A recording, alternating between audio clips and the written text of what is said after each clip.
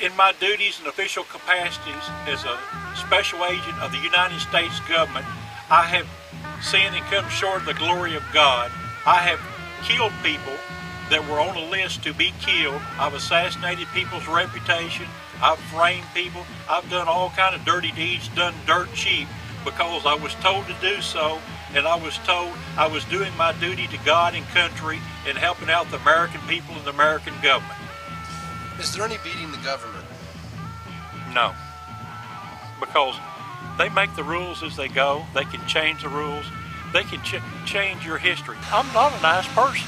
I can be nice every now and then. I've been fairly civil to you, but I say I can be a real blankety-blank person. I mean, I've been compared favorably as the evil twin brother to the Loch Ness Monster. I've infiltrated many radical organizations and so forth, and I've infiltrated the Covenant Sword and Arm of the Lord. I've infiltrated, I wasn't an actual member, but I deals with the Bloods, the Crips, the Invisible Empire, the Knights of the Ku Klux Klan, the Aryan Nation, the Hells Angels, the Banditos, the Oklahoma Outlaws, different organizations and so forth. And there are a lot of people that have agendas, but most of these people have an agenda, and the bottom line is usually the bottom line. Usually they're into making money or getting ahead or getting what they want in the world more than they are about trying to overthrow the government and so forth. The best way to assassinate a person is to start out slow. The best way to do it is to let them do it themselves. If they commit suicide, cut their wrist, take poison, jump off a bridge or whatever, that's the best way. And you can lead a person up to where they will commit suicide.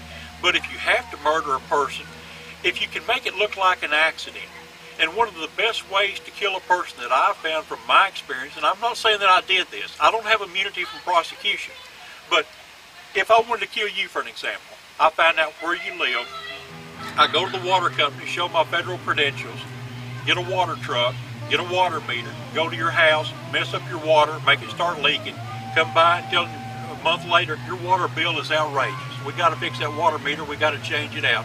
I get a little radiological substance that the government can get from the catalogs and so forth that they have. It looks like a little piece of lead out of a pencil lead, and it comes in a lead sheath and so forth, and they use it to drop it down an oil well with sticks of dynamite, and when it blows up, they get a Geiger counter to tell where the fissures are in there. I have this in a bronze screen wire, and I use lead-lined gloves, and I put it in your incoming line. A week later, your parakeet dies. 2 weeks later, the hair falls out of your cat. A month or two later, your hair starts coming out prematurely and going white. A few months later, you die of cancer.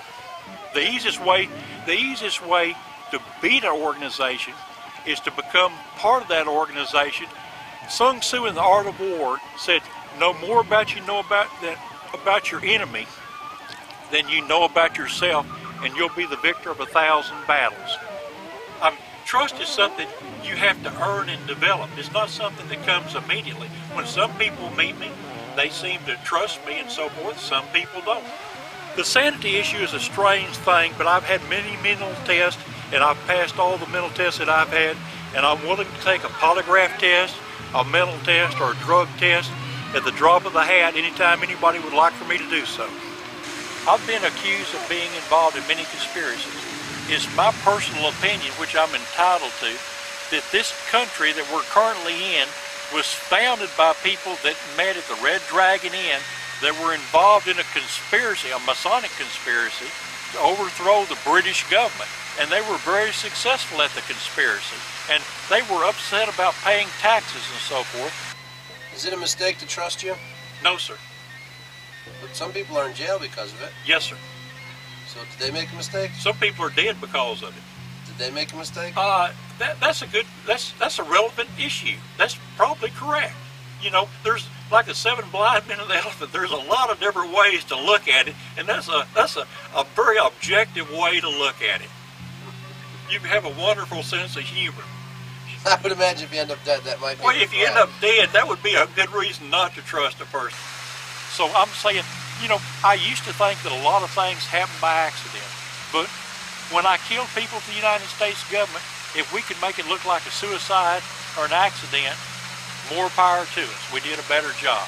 So a lot of times when I see people arrested for pornography on the internet site, or people that are in car accidents or die mysteriously, or their house has a gas leak and blows up, I wonder if they were involved in a political movement or an anti-political movement, or what were they involved in that caused this accident to take place and took their life.